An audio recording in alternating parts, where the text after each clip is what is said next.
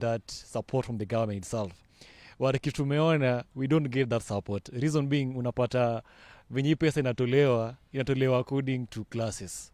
Wale sema pale before inafaa ikuwe according to vulnerability, wale wanajiweza na wale wajiwezi. But unapata pale hivyo ni unajua naje huko juu, ni vipi unakujua? Siko unakujua pale juu unapata dofiti. Kama pia ukujui unasema tu pale hivyo utabidi umekulia chini ya maji. So pale hivyo gava pale inafaa ku make sure that inakuwa priority, but sio hivyo. Na by the way at the still we are suffering pale hivyo because unapata inafika exam time unafaa kufanya exam. Ulikuwa umeapply hiyo help haijakam. So unapata pale pia shule itakuelewa hujalipa fee because obviously lazima ulipe fee ndo shule iweze ku thrive. So gava inafaa ifanye kitu to make sure that tuone kuna equity kwa education, but so far. Anasema kila kitu ni kujuana. Kama ujue na mtu huwezi pata do. Unasema education ni kama hujue na mpishi kwa hiyo shughuli utapata tabu. Haya, wacha nikuje kwako pia kiongozi before nivukiwa side nyingine. Pia wewe wanakuita nani halafu nikuulize bro, education ni priority? Kwa majina naitwa Bernard Muya, one of the aspiring leaders to come in 2027. Kwa saa hii nikiangalia hii gava na kila government ikikuja inakuanga na priority zake. Kibaki venye aliingia alipiganga hatua kubwa ya education ya kutupeleka mahali na alipatia the next government mahali to start with. President Uhuru venye alikuja alijaribu ku upgrade ile masomo. Ile yenye ilikuwa free sasa kuifanya kuwa digital. Na ndio alikuja na ile story ya free laptops and whatever kujaribu ku-upgrade. Nili expect hata ya Ruto ya kuja ku-upgrade kenye wale walikuwa nyuma yake walifanya. Saa hii mahali penye ilifika juzi niliuliza watu, CBC imekuwa expensive for parents ku afford. Sasa hii mkikuja mfanye the basic pia walipe, watoto wataenda shule kweli? Ukiangalia ile libenye Ruto anajaribu ku-export nje, watu wengi ni wenye wako na ile masomo basic ya free primary education. Na ndio kwa maana anapeleka nje. Does it mean na wenye anataka kupeleka next time watakuwa maduanzi juu hatakuwa wamesoma?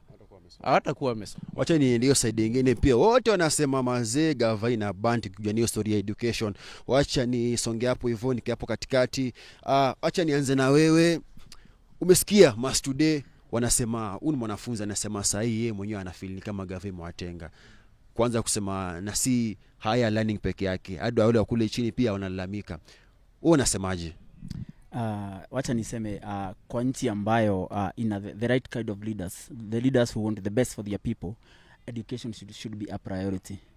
Because to me the challenges of today's world, people need education to navigate. So inaonekana hii nchi hatuna the right kind of leaders. Tuna leaders about nikuulize ikikuja ni historia CS Mbadi akuja aseme hatuna pesa sahihi ya kuendelea kufund free education. Leaders wengine wakuje waseme do iko. Hiyo hapana, hiyo ni uongo. Hiyo inakuambia nini wewe kama Mkenya wa kawaida, kama mzazi? Do you feel like ni communication iko na shida ama ni kitu yenye iko unajaribu kutuambia? I think ile kitu iko ni sisi tumekuwa brainwashed so much. Hii kitu inaitwa free education. There's nothing like free education. Kwanza mwenye aliita free education is an insult to Kenyans, to the intelligence of Kenyans, because uwezi niambia ati watu tunalipanga taxes, we pay taxes, so it should be called people's funded education. That's what it is. Kwa hivyo ile kitu wanafaa kuwa wakisema saa hii tumeiba pesa yote ya education, hakuna kitu imebaki. Kwa hivyo hii corruption ndio imemaliza hiyo pesa ya kupeleka watoto shule. So nyinyi time yenu mlipeleka wa shule na whatever the money was there and everything, but now you have stolen money that should educate the children who would become leaders of tomorrow. Ndio anasema wasituambie hakuna pesa, watuambie ile pesa yenye ilikuwa walikula sasa hakuna. Unasemaje? Asante sana, naitwa Kennedy Karanja, nasimama MP Thika 2027. Mimi nakubaliana na viongozi wenzangu ya kwamba government haija prioritize masomo, na naweza toa example 3 kuonyesha kwamba haijaanza hata hii mwaka imekuwa kitu yenye ime build up hadi sasa wameshindwa kuicontrol, kwa sababu ukiangalia budget yetu 1.86 trillion inatumika kulipa madeni, na hizo madeni hawezi sema hii madeni imefanya hii na hii. Haijajenga shule, haijajenga dormitories, haijajenga lab facilities, Kwa hivyo hiyo ni pesa ambayo hatujui imeenda wapi, na half of the taxes zenye tunalipa zinaenda kulipa hizi madeni, si kujenga shule, na hiyo ni makosa ambayo ishafanyika, hawezi rekebisha sahii. Pili ni hii mambo ya kutolewa foreign aid. Unajua Trump amekuja na mataifa mengine wamesema ataka kisaidia countries kama Kenya, so hii imepunguza budget. Alafu kitu ya tatu ni the treasury, hawapigi hesabu vizuri kwa sababu wanatumia deficit budget. Wanasema budget ni 3.6 trillion, lakini hiyo si pesa ambayo wanaweza collect from our taxes. Kwa hivyo itabidi tu uende kuomba pesa huko nje ama kuchukua madeni. Kwa hivyo ni wajajipanga, na hiyo ni makosa. Ikikuja ni issue ya finances, do you feel gava imekuwa open ikikuja ni ku outline hii ndo imetumika kwa education, hii ndo tuko na less this amount of money? Do you think imekuwa transparent enough?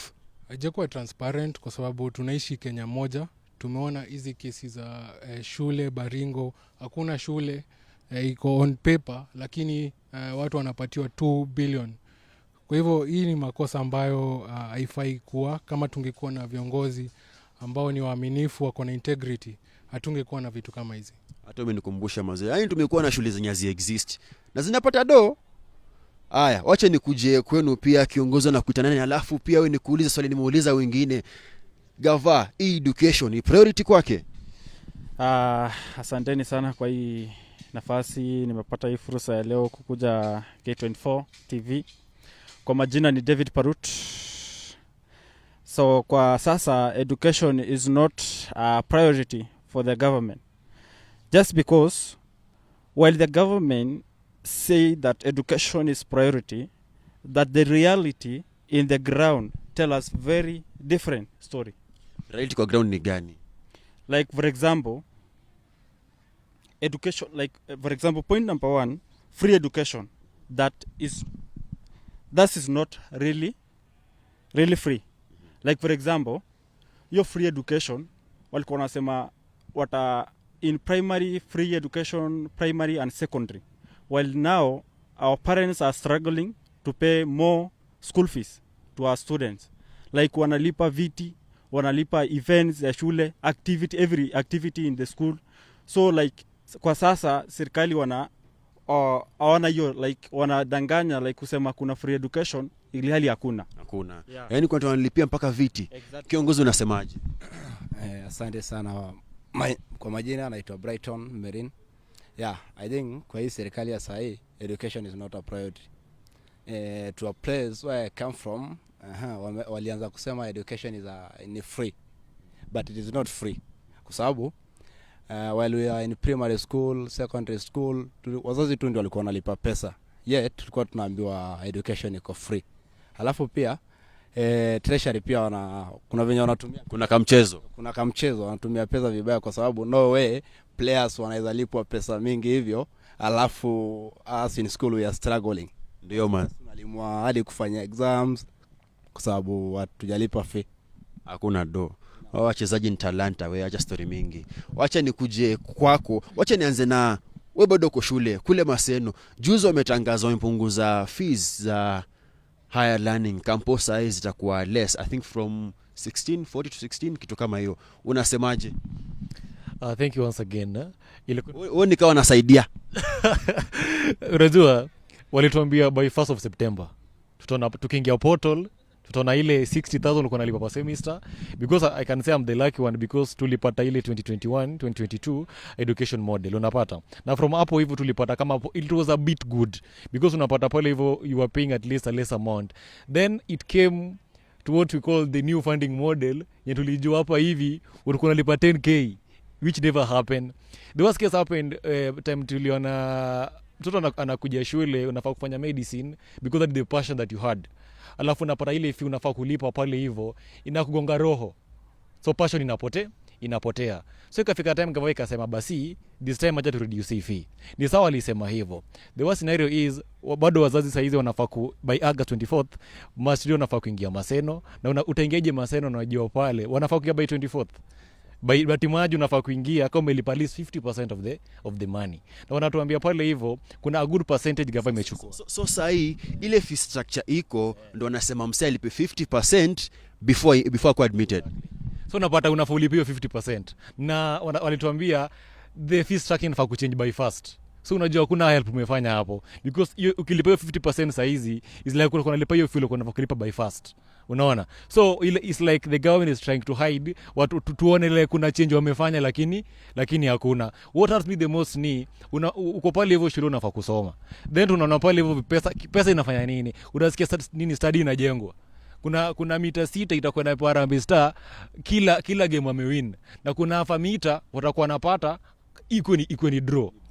So you can imagine pale mimi ni studio pale hivyo manze, na najua pale nafaa kusoma. Arafaa tulembo ya kwamba pale hivyo education is the equalizer, but never the same today, because pale hivyo without the education you are nothing. Na mnatuambia pale hivyo twende tusome, unasoma je na una fee? Nasema nikaa kutamani suti bana una kiatu. Wacha nikuje kwako. Do you think kunafaa kuwa na change in policies juu kama government atoa do kama ni ya kufund education, si kama ni ya kujenga madarasa ijenge tu kama serikali, lazima do ipite kwa MPs? Umesema kwa swali mzuri kabisa kumention mambo ya MPs pale, kwa sababu kwa vile tuko hapa sasa hii president ako na basari yake, MP wako na yao, ward MC yako na yake, governor ako. Yani si basari za wanafunzi bro. Ni sawa, lakini tukiangalia vizuri afadhali hii pesa ingechukuliwa iwekwe katika Ministry of Education ijaribu kufund the whole, because hiyo inamaanisha hii 80 billion ambayo inafanywa kama bursaries inaweza fanya actually ifund education na wazazi wasiweze kulipa chochote. Kwa hivyo hiyo ni policy ambayo pia wameambiwa na hawataki kusikia. Maybe kama wana watch K24 leo wasikie kwamba mkipeleka hii pesa yote ya bursaries ndani ya funding education mnaweza fanya free education bila wasiwasi, na pia hakuna ile corruption ambayo inafanywa kwamba MP anapatia only people ambao anajua. Kwa hivyo policies it's late actually to change the policies. K24 nayo wana watch, hata saa hii wana watch. Aya, ni kuja kwako pia, do you think pia say we are late ama bado kunaweza kuwa na change in policies kama doni ya kufund education ni ya madarasa, ni ya walimu, kuemploy walimu, ikuwe ni gavana toa tu do direct ni ya kujenga madarasa na kuemploy walimu, isikuwe iko na mikono mingi, sijui mbunge wa wapi nini. Nitarudia tena, serikali inafanya mchezo. Mimi nitakuuliza tu swali. Leo hii nikikuja nikuvunje miguu na kesho nikuletea wheelchair, nitakuwa nimekusaidia? Sitakuwa nimekusaidia. Kwa hivyo kitu wanafanya, tuambie reduce fee ya university. Watuambie inaweza kuwa affordable. Ikuwe rate yenye iko affordable kwa kila mtu. Isikuwe eti ni wanaongeza juu, then watu kishaumia ndio wanarudisha fee chini. Hiyo ni kama mtu alikuvunja mguu na anakuletea wheelchair kwa mema kusaidia, alafu ana expect umklapie. Kiongozi unasemaje? Niko na swali kwa Mbadi. Alisoma budget juzi. Na venye alisoma budget, hakutuambia amepatia education zero pani. Alisoma budget na ka-allocate pesa, na budget zilisomwa last month. Mimi kumaanisha kama anatuambia kuna pesa ya budget, inamaanisha Kenya basi budget haijasomwa. Turudi drawing board, tujue mahali penye tunatoa pesa ya education. Juu education Kenya ndio ina to distinguish na other East Africans. Education tu the only thing yenye tunapewa nowadays. Kwa street huwezi transact kama una ile basic education. So Mbadi tuambie, juu ulisoma budget, hiyo pesa yenye ulikuwa una allocate ya education ni gani? Juu unasema hakuna. Ama ni hii pesa ndio mmechukua ndio mnapewa watu empowerment za takataka na zingine mnajenga nazo stadium. Na hii pesa yenye mnapewa Harambee Stars imetoka wapi? Tuambie kama kuna education, turudi drawing board, tusome budget upya, tuchange pesa, tuweke kwa education. That's all. Amesema yake ikamtoka. Huyo bado ulikuwa una address, alikuwa anaona. Kama wako anaona ataipata. Nikuje kwako kiongozi. Kupetu alikuwa anasema ilikuwa nitoa suggestion. Mtoe kama ni do ya basari na ile ingine kama ni ya sponsorship, yote iende into funding free education. Unasemaje? I think surely kuna kitu umesema about policy makers. I think policy makers wetu wametufail. Hiyo story ya kuanga ati pesa inapeanwa kama bursary by politicians, hiyo ni kupea politicians relevance, na ndio wanatumia hiyo pesa kama a carrot stick for political interest. So hiyo funding na politicians, hiyo ni kupea politicians relevance, na ndio wanatumia hiyo pesa kama a carrot stick for political interest. So hiyo funding inafaa kuwa kama ni